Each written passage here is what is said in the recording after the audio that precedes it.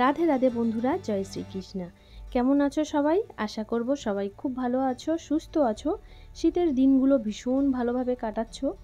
তো আজ আমি সকলের সঙ্গে শেয়ার করতে চলেছি যে শীতের দিনগুলোতে আমি আমার গোপাল সোনাদের কিভাবে স্নান করাই আর সেবা করি, শৃঙ্গার করি তার কিছু মুহূর্ত। তো গোপালের একদম সকালের যে বিছানা থেকে ওঠার পরে যে ভোগ সেবা, সে সেবাগুলো তো হয়ে গেছে, কিন্তু স্নানটা করানো হয় না। কারণ এত সকালবেলায় শীতে কার স্নান করতে ভালো লাগে?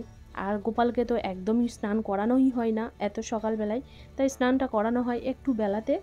আর স্নানের জন্য এক বোতল জল বাইরে দেওয়া থাকে রোদে, যেটা বা বারান্দাতে এখানেই থাকে। তো এই জলটা গরম হয়ে গেলে এই জলে গোপালকে স্নান করানো হয়।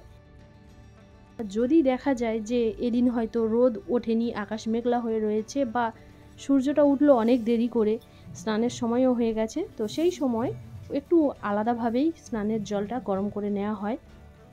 তবে যাদের যাদের গোপাল রয়েছে তারা কিন্তু চেষ্টা করো যে ঠান্ডা জলে একদমই গোপালকে স্নান করাবে না। এমনিতেই গোপালের গায়ে বেশ ঠান্ডা। গোপালের গায়ে হাত দেওয়ার পরে বোঝা যায় যে গোপালের গাগুলো কতটা ঠান্ডা হয়ে রয়েছে, অথচ গোপালকে সোয়েটার এবং তার চাদর পরানো থাকে, তা সত্ত্বেও গোপাল একদমই ঠান্ডা ছিল। তো দেখছো গোপালের গায়ে থেকে পোশাকগুলো সরিয়ে নিয়েছি, আর সবটা পোশাক সরিয়ে নেওয়ার কারণ হচ্ছে গোপালের গায়ে একটু মালিশ করা হবে। আর এখানে দেখছো যে একটা ছোট্ট বাটির মধ্যে একটু জল নিয়েছি, আর এর মধ্যেই আমি গোপীচন্দনটা ডুবিয়ে রাখবো। একটু অল্প জল দিয়ে তার মধ্যে গোপীচন্দনটা এইভাবে বসিয়ে দেব, আর এর মাঝেই আমি কিন্তু গোপালের জন্য মালিশটা করে নেব। তো মালিশ করার জন্য আমি নিয়েছি একটু সুগন্ধি।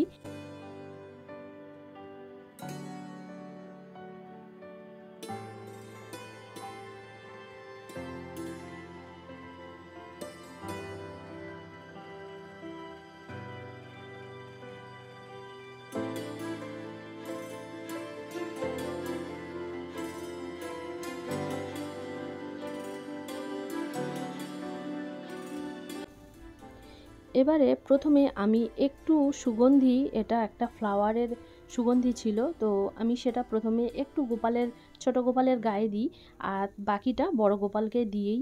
তো এইভাবে রোজ দিন চলতে থাকে। আর দেখছো বন্ধুরা, এই ছোট গোপালটা আমার দীর্ঘদিনের সঙ্গী। আমি প্রচণ্ড ছোট তখন থেকে এই গোপালকেই পুজো করা শুরু করি।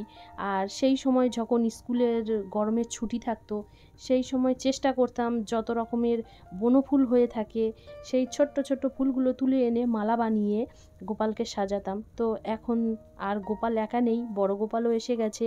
তো এখন সেই যত্নটা ভাগ হয়ে গেছে। বড় গোপাল, রাই এসেছে, তার উপরে রাধাকৃষ্ণ আছে, তো সেই যত্নটা এখন ভাগ হয়ে গেছে। তাই বোধহয় মাঝে মাঝে গোপালের অভিমানও করে।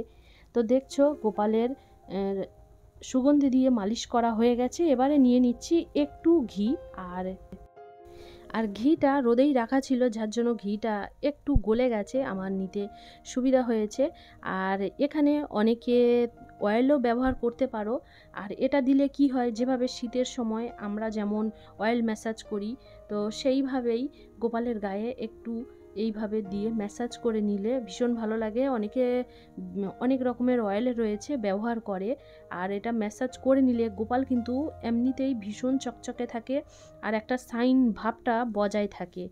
আর এবারে গোপালের জন্য স্নানের জলটা পাত্রে ঢেলে নেবো, আর গোপালের স্নানের পরেই তবে কিন্তু রাইকে স্নান করাবো।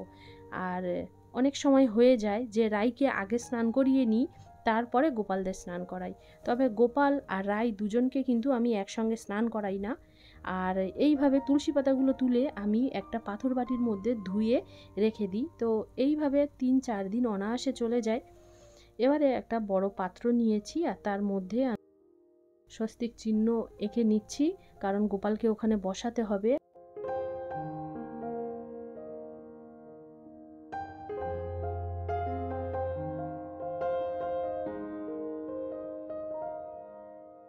তো এবারে দুই গোপালকেই সেখানে বসিয়ে দিয়েছি। আর বন্ধুরা, এর আগে যে বাটির মধ্যে আমি এই চন্দনটা রেখেছিলাম সেটা দেখেছো, এখানে জলের দিয়ে রাখার জন্য একটু চন্দন মানে গোপীচন্দনটা অনেকটা গলে গেছে।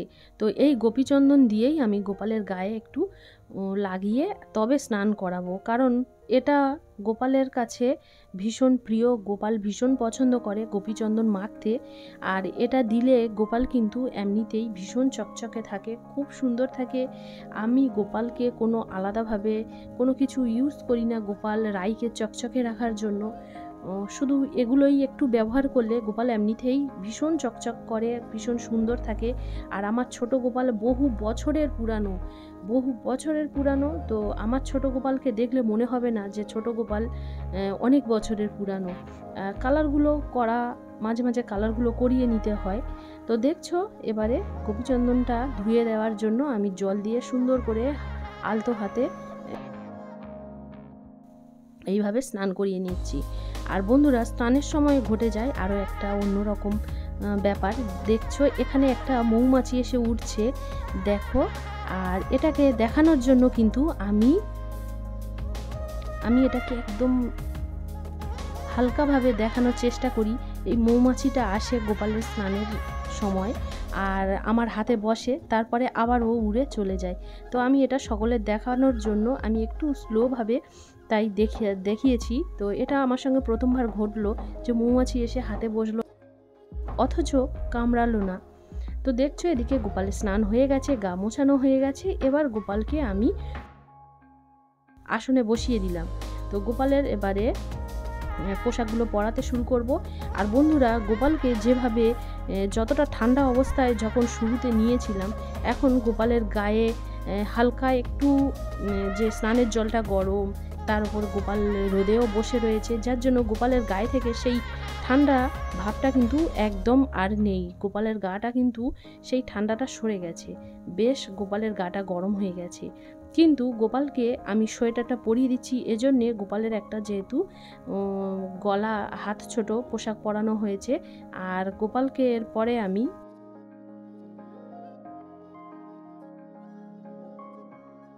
সোয়েটারটা পরিয়ে দিলাম, কিন্তু আমি এখন টুপিটা পরাবো না। টুপিটা আমি রাতে পরাবো, আর সোয়েটারের ওপরে আরও চাদরও থাকে। তো গোপালের খুব হালকাভাবে সাজ দিয়ে গোপালের সাজটা এখানে কমপ্লিট করলাম। ছোট গোপালকেও একই পোশাক পরানো হয়েছে, তবে ওর কালারটা আলাদা। আর টুপি তো একদমই পরাবো না, কারণ দিনের বেলায় আর এর বেশি পরিয়ে দিলে কিন্তু গোপালের গরম লাগবে। তো এবারে গোপালের সাজ হয়ে গেছে, আর বসিয়ে দেব গোপালের জায়গায়। আর দিয়ে দিলাম কপালে চন্দনের টিকা। দুই গোপাল সোনা একদম তৈরি। গোপালকে তার জায়গায় বসিয়ে দেওয়া হয়েছে, আর এই জায়গাটা বেশ ঠান্ডা, তাই গোপালের যে বেডগুলোর ওপরেই গোপালের বসানোর ব্যবস্থা করা হয়েছে। পুরো গরমের সময় কিন্তু এগুলো ছিল না, কিন্তু শীতের সময় আবার বেডগুলো ওপরেই তুলে দেওয়া হয় আর গোপালকে তার ওপরেই বসিয়ে রাখা হয়। আর রাইকেও সুন্দরভাবে সাজিয়ে গোপালের পাশে বসিয়ে দেওয়া হয়েছে। রায়ের স্নানের ভিডিও আমি শেয়ার করিনি।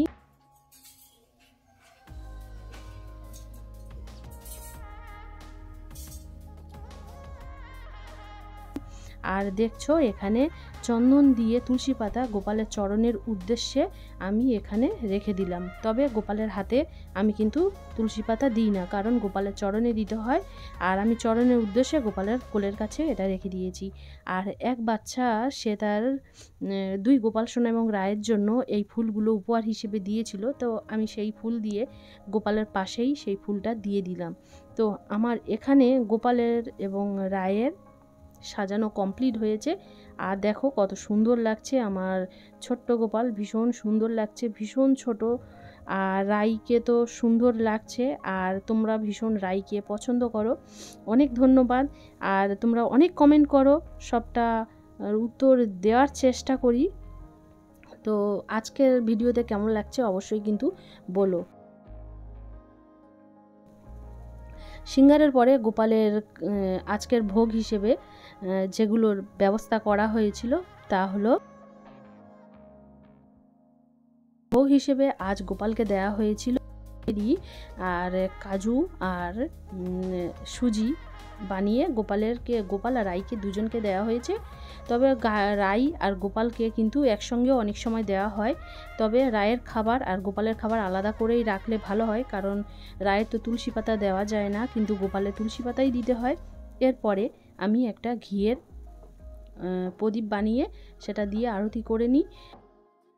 বন্ধুরা, এইভাবে আমি শীতের সকালে গোপাল সোনাদের সেবা করি। আর ভিডিওটা তোমাদের কেমন লাগলো তা কিন্তু তোমরা অবশ্যই জানিও। রাধে রাধে।